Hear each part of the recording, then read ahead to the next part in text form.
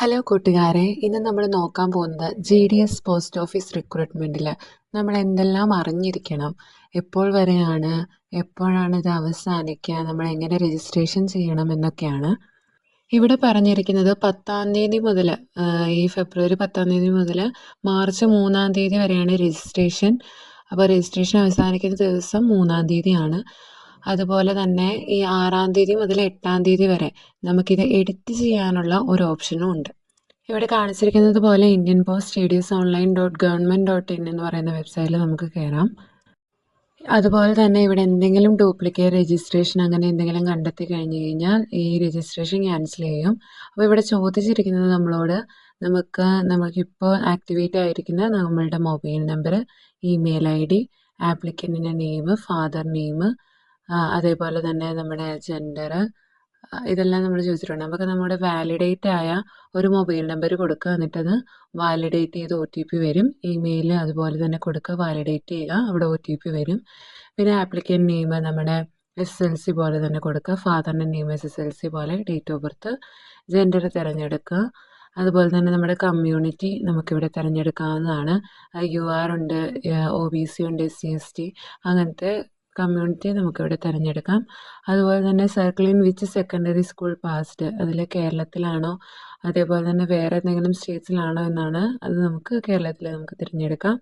അതുപോലെ തന്നെ നമ്മൾ എപ്പോഴാണ് ഇയർ പാസ്സായത് അതും നമുക്ക് ഇവിടെ തിരഞ്ഞെടുക്കാവുന്നതാണ്. അതുപോലെ തന്നെ അത് അടുത്ത് കാണുന്ന ക്യാപ്ച അടിച്ചു കൊടുത്തിട്ട് നമുക്ക് സബ്മിറ്റ് ചെയ്യുമ്പോൾ ഒരു രജിസ്ട്രേഷൻ നമ്പർ വരും.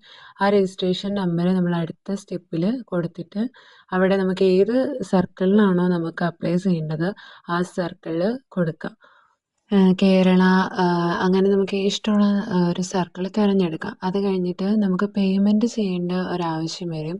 ആ പേയ്മെൻ്റ് എന്ന് പറയുമ്പം ഇപ്പോൾ ഫീമെയിൽസ്, SC/ST, PW ആപ്ലിക്കൻസ്, പിന്നെ ട്രാൻസ്ഫോമൻ ആപ്ലിക്കൻസ്, ഇവർക്കൊന്നും പേയ്മെൻറ്റ് ഫീ ഇല്ല. ബാക്കിയുള്ളവർക്ക് 100 രൂപയാണ് പേയ്മെൻറ്റ് അടയ്ക്കേണ്ടി വരിക. പിന്നെ ഓൺലൈനിൽ ആപ്ലിക്കേഷൻ വയ്ക്കാം. അപ്പോൾ നമുക്ക് നമ്മുടെ SSLCയിലെ നമ്മുടെ ഗ്രേഡ്സ് ഒക്കെ അടിച്ചു കൊടുക്കേണ്ടി വരും.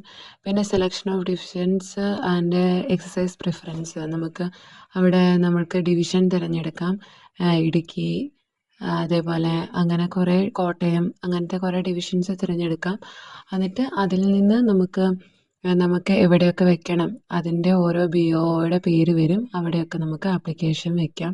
അതുപോലെ തന്നെ ആപ്ലിക്കേഷൻ വയ്ക്കുമ്പോൾ നമുക്ക് എത്ര രൂപയാണോ സാലറി കിട്ടുക അതും അവിടെ കാണിക്കും. പിന്നെ നമ്മൾ ഓരോന്ന് തിരഞ്ഞെടുക്കുമ്പം നമ്മൾ 1, 2, 3 എന്നാണ് അവിടെ സൈഡിൽ അടിച്ചെടുക്കേണ്ടത്. അപ്പോൾ 1 ഏതാണ് നമുക്ക് ആദ്യം വെക്കേണ്ടത് അവിടെ 1 എന്ന് അടിക്കുക. പിന്നെ നമുക്ക് എവിടെയാണോ കിട്ടേണ്ടത് അവിടെ 2, അങ്ങനെ പ്രിഫറൻസ് നമ്പർ വെച്ച് നമുക്ക് കൊടുക്കാം.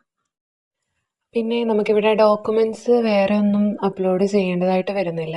ഒന്ന് റീസെൻ്റ് ഫോട്ടോഗ്രാഫും പിന്നെ സിഗ്നേച്ചറും. നമ്മുടെ ഒരു പാസ്പോർട്ട് സൈസ് 50 GB കുറഞ്ഞത്, സിഗ്നേച്ചർ 20 GB കുറഞ്ഞത് സ്കാൻ ചെയ്ത് അപ്ലോഡ് ചെയ്ത് കൊടുക്കാം. അതിനുശേഷം ഏകദേശം ഇങ്ങനെ ഒരു പേജ് വരും. അപ്പോൾ നമുക്ക് പ്രിൻ്റ് കൊടുക്കാം. ഇതിൻ്റെ അകത്ത് നമ്മുടെ എല്ലാം ഉണ്ട്, രജിസ്ട്രേഷൻ നമ്പർ ഉണ്ട്, നമ്മൾ അടിച്ച എല്ലാ ഡീറ്റെയിൽസും ഉണ്ട്. നമുക്കിത് സേവ് ചെയ്ത് വയ്ക്കാം.